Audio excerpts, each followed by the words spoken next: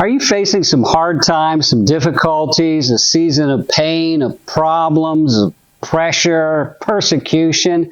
Are you dealing with difficulties? Well, I want to encourage you today that God can take all of your bad and turn it into greater good. Now, we know that that is a Bible truth. It's found in Romans chapter 8, verse 28 and 29. Where Paul is writing to the Romans who are being persecuted, who are going through terrible, awful things. And he says to them, we know that all things work together for the good to those who love God, to those who are the called according to his purpose. For those he foreknew, he also predestined to be conformed to the image of his Son. Let's take these verses apart. What's he saying? He's saying God is able to take all things, not just the good things in your life, but all things. In the context, in chapter 8, he's talking about bad things. This is hard stuff, difficulties, suffering, sorrow, sadness, pain, problems, adversity, afflictions. It's all there in this chapter. People dealing with great poverty because of their Christianity. People dealing with persecution because of their Christianity. People being excluded because of their Christianity. God's able to take all of that and work it into good. Greater good. God is bigger than the bad in your life. God's able to take the bad in your life and turn it into greater good. That's the type of God he is. How big is God? Big enough to turn your bad, whatever you're facing right now, into greater good. That's what God does. But who's he do that for? He doesn't just do that for everybody.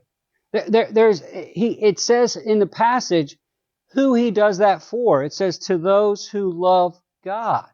When you're going through your hardship, you got to keep in love with God. You got to stay in love with God. Keep in his word. Keep in church. Keep serving. Keep praying. Keep giving. You got to stay. Keep your heart soft. Stay in love with God. Don't get bitter at God. God's able to take all the bad you're facing and turn it into greater good. If you're somebody who's staying in love with God and who's living according to his purpose, not just for selfish reasons, his purpose, his plans. God wants you to stay on course, living for his kingdom, his will, his name. If you love God and are called according to his purpose, he promises to work all things together for good. You say, what's that good look like? Well, and why does he do it ultimately? Why does he allow this process to happen? Well, ultimately, he's predestined us to be conformed to the image of his Son. He wants us to be like Jesus. God uses, like a sculptor. We're a big, ugly rock, and God uses hardship, suffering to hammer, chisel away the things about us that are not like Jesus. Our pride, our arrogance, our self-sufficiency, our bitterness, our greed, our gluttony, our lust. He chips that away through the hardship of our life. The hammer and the chisel are the hard things in our life that he uses to knock off that which is not Jesus. They asked the great sculptor, Michelangelo, I said, how do you sculpt these great, beautiful people, these beautiful figures? He says, he was talking about the sculpture of his famous sculptor David and the big ugly rock, the giant that he sculpted it out of. And he said, I knock off everything that is not David. That's what God does for us. He knocks off everything that is not Jesus. So you're going through some bad times today? I want to encourage you.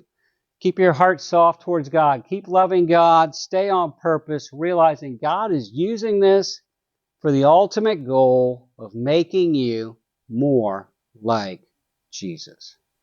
This is Dave Early. We do this Bible teaching 5 days a week. You can follow us on Facebook or subscribe to our YouTube channel. God bless you.